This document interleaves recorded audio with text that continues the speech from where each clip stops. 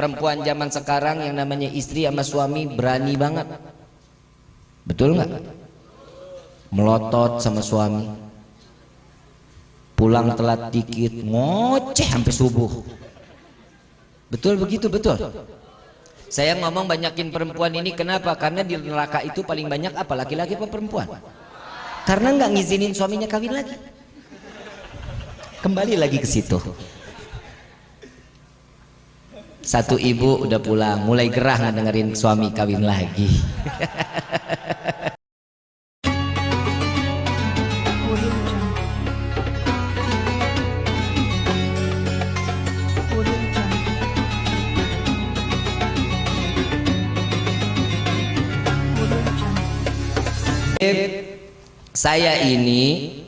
Saya pengen ngizinin suami saya nikah lagi, tapi sakitnya Bib, ya Allah Bib, saya nggak bisa dimadu Bib.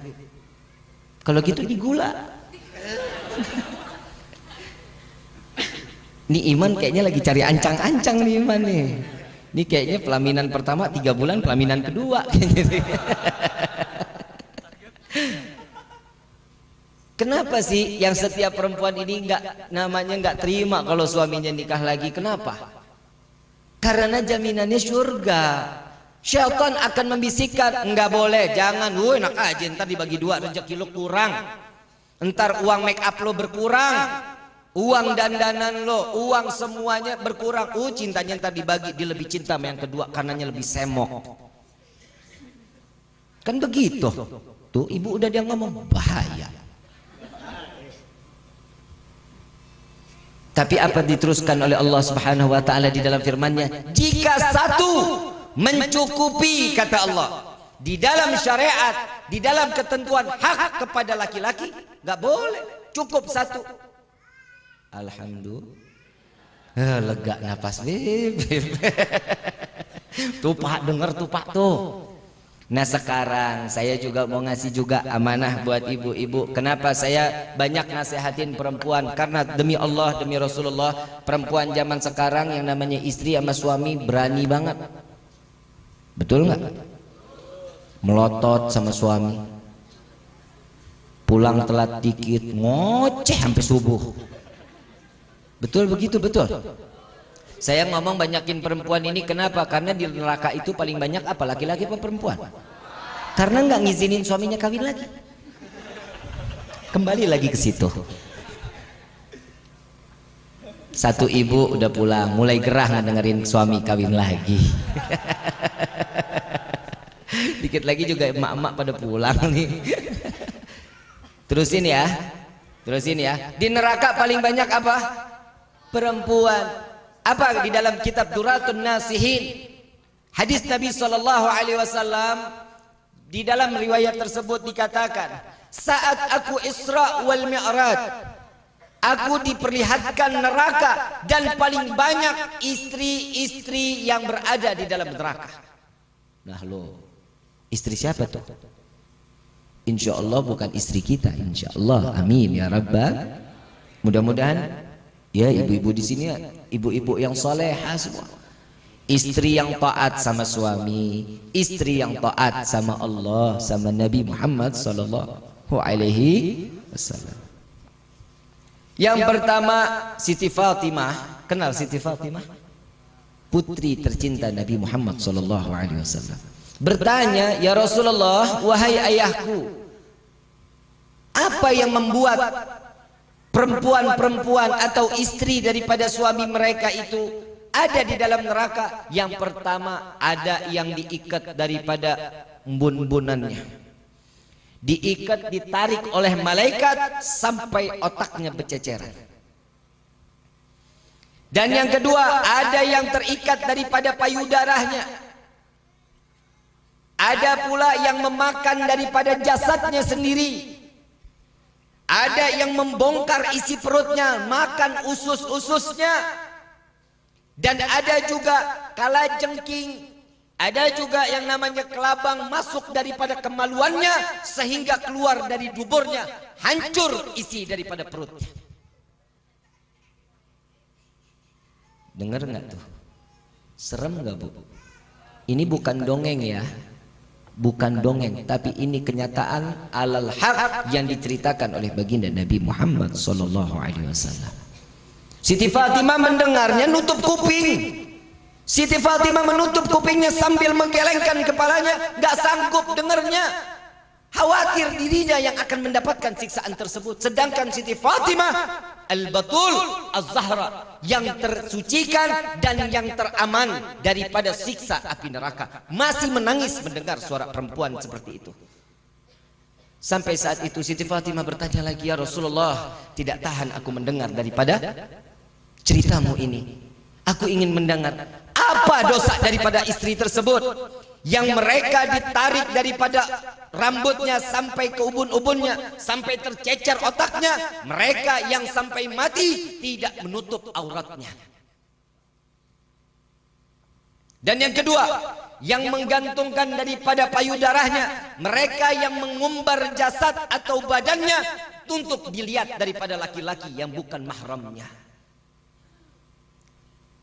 Yang ketiga, mereka yang memakan daripada daging-daging jasad sendiri karena mereka adalah seorang wanita yang demen berhias untuk dipandang untuk orang lain, bukan untuk menyenangkan suaminya.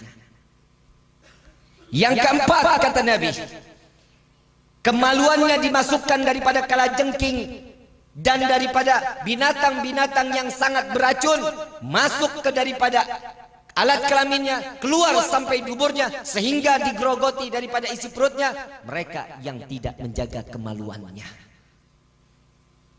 Yang kelima, mereka yang membuka daripada isi perutnya, memakan makanannya daripada isi perutnya sendiri. Mereka yang menceritakan kejelekan suaminya. Ini kira-kira saya enggak menuduh, tidak berprasangka pun tidak. Insya Allah mudah-mudahan wanita yang berada di desa ini Allah selamatkan dari siksa tersebut. Saya nggak perlu ibu jawab, perempuan jawab, tapi renung sendiri. Dari sekian banyak yang diceritakan, ada nggak salah satunya yang saya tidak jaga daripada kehormatan suami saya? Sampai Nabi mengatakan, Bu, Pak, untuk menyampaikan kepada istri di rumah. Tahu nggak sih di dalam khutbah nikah, ya ayyuhalladzina amanu ittaqullah, di khutbah nikah ada dikatakan di dalam khutbah tersebut Nabi mengucapkan, wahai orang yang beriman, bertakwalah kalian kepada Allah. Karena pernikahan ini untuk menjaga keimanan dan makin taat ibadah kepada Allah. Hukum nikah itu banyak. Bisa jadi sunnah, bisa jadi wajib, bisa jadi haram. Kapan ini terjadi? Sunnah jika, simak baik-baik, jika pernikahan tersebut ingin menambahkan nilai ibadah mereka kepada Allah, maka sunnah hukumnya. Pernikahan hukumnya sunnah. Wajib, kapan itu menjadi wajib?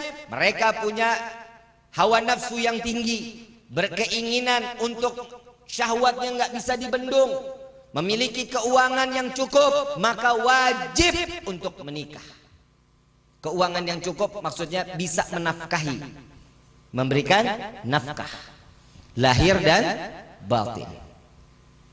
Kapan itu menjadi haram? Nih yang bahaya. Ini yang benar-benar bahaya. Kita nggak sadar ini. Pernikahan kita bisa menjadi haram jika sebelum menikah mereka orang yang pandai beribadah, setelah menikah dia orang yang lalai kepada Allah. Haram pernikahan tersebut. Mudah-mudahan Allah jaga pernikahan kita. Nah, maka itu minta kepada Allah, ya Allah, panjangkan jodoh kami. Panjangkan jodoh kami sampai ke dalam surga, jangan cuma sampai di dunia. Suami fitnah, istri fitnah, anak fitnah, mertua, gue bilangin loh, mertua fitnah, tetangga fitnah, saudara fitnah, ipar fitnah. Orang yang berani menikah membuka lembaran fitnahan baru. Ini contohnya ini.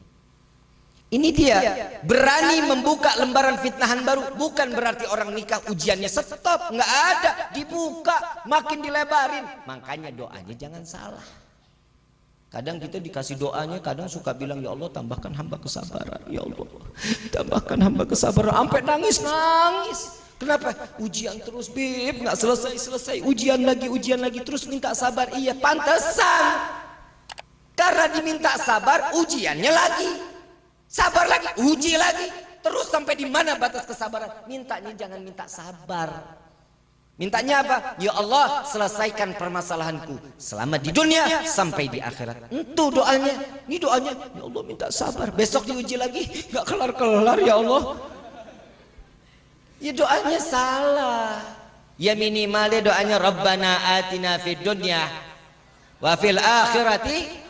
Kan minta kebaikan, minta diselamatin. Itu doa yang mustajab.